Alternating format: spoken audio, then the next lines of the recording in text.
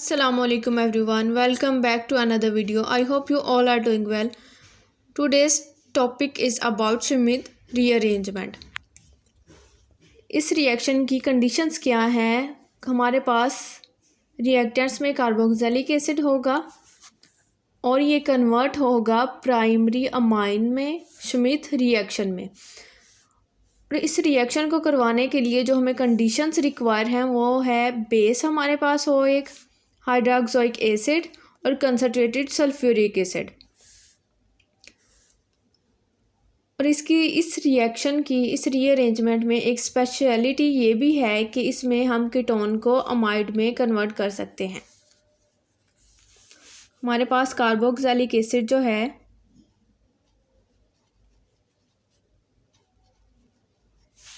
इन conditions को use करते हुए हम प्राइमरी अमाइन में कन्वर्ट करेंगे और इसी तरह कीटोन को भी हम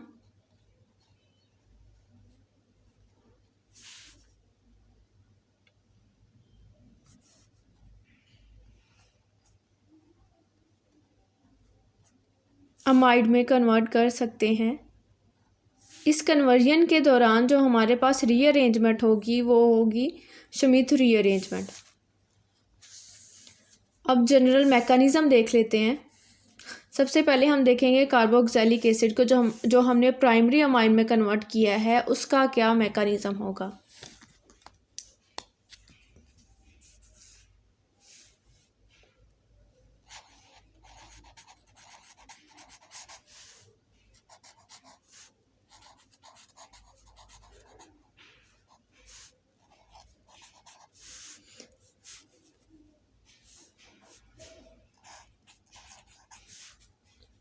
फॉर कार्बोक्सिलिक एसिड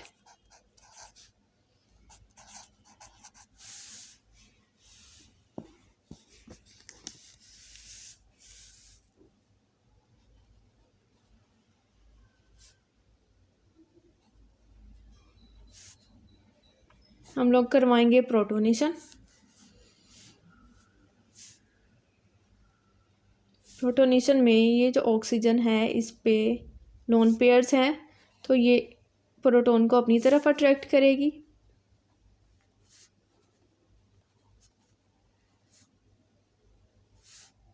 ऑक्सीजन पे पॉजिटिव चार्ज आ जाएगा। ये हमारे पास है केस 1।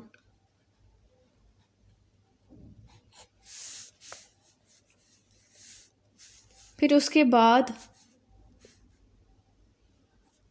जो हमारे पास हम रिएजेंट यूज़ कर रहे हैं हाइड्रोक्साइक एसिड उसको इंट्रोड्यूस करवाएंगे अपने प्रोटोनेटेड कार्बोक्सिलिक एसिड में।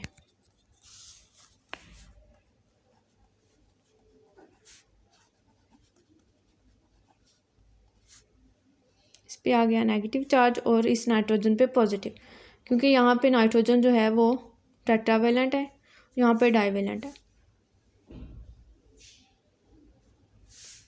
अब इसके बाद ये जो नेगेटिव चार्ज है ये हमारे पास इस इलेक्ट्रोफिलिक कार्बन पे अटैक करेगा और ये बॉन्ड ऊपर शिफ्ट हो जाएगा।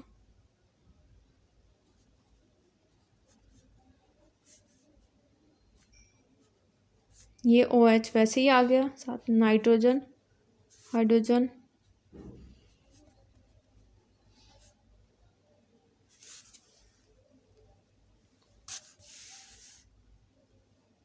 अब यहाँ पे हमारे पास ये जो हाइड्रोक्सल ग्रुप है कार्बोक्सिलिक एसिड में ये लीव करेगा, ये यहाँ से लीव करेगा। कार्बन की वैलेंसी को पूरा करने के लिए ये वाला बॉन्ड यहाँ पे शिफ्ट होगा। इसके बाद ये स्टेप देन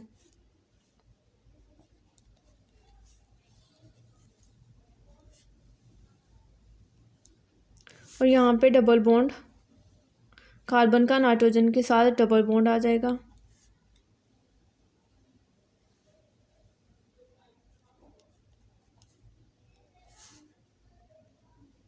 यहाँ पे हम लोगों ने रिमूव किया है वाटर को।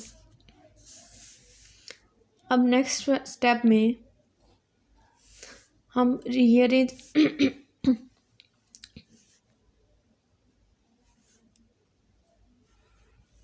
एटम्स को जो है वो रीअरेंज करेंगे। ये बॉन्ड यहाँ पे शिफ्ट होगा और ये वाला इस नाइट्रोजन पे। और ये जो कंपाउंड वाटर रिमूव करने के बाद हमारे पास बना है, ये इनोल फॉर्म है।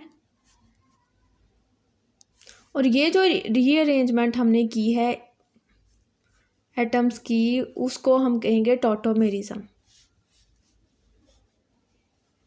तो ये कुछ इस तरह आ जाएगा।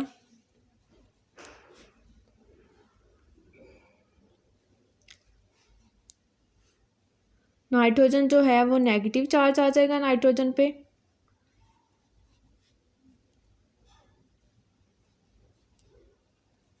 तो नेगेटिव चार्ज जो नाइट्रोजन होगा वो प्रोटॉन को अपनी तरफ अट्रैक्ट कर लेगा। नेक्स्ट स्टेप में ये हमारे पास डाई नाइट्रोजन जो है वो रिमूव हो जाएगी।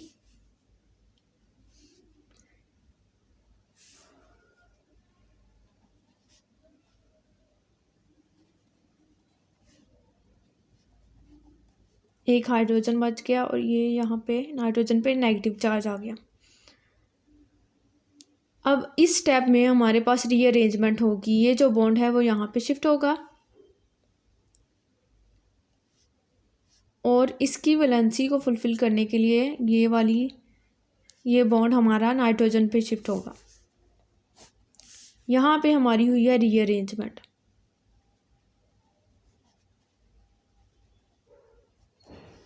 और यहाँ पे सिंपल हमारे पास टॉटोमेरिज्म का केस था। रीअरेंजमेंट के बाद C डबल बॉन्ड O, यहाँ पे भी डबल बॉन्ड आएगा नाइट्रोजन, और ये जो अल्काइल ग्रुप था ये नाइट्रोजन के पास चला गया। अब इस केस में जो हमारे पास ये हमारा इंटरमीडिएट बना है जो कि आइसोसाइनेट।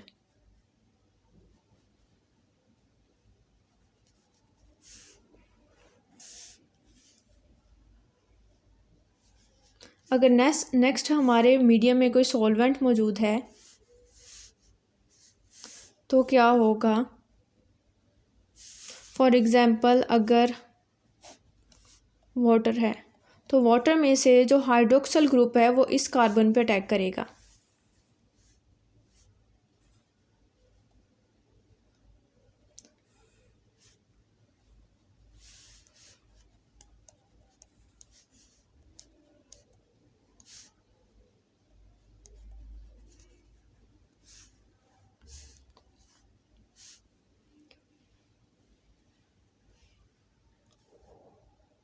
ये बॉन्ड यहाँ पे शिफ्ट होगा।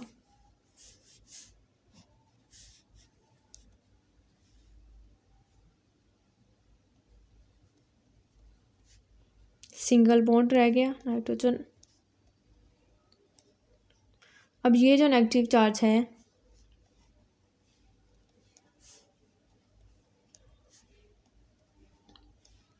प्रोटॉन अब्स्ट्रैक्ट करेगा।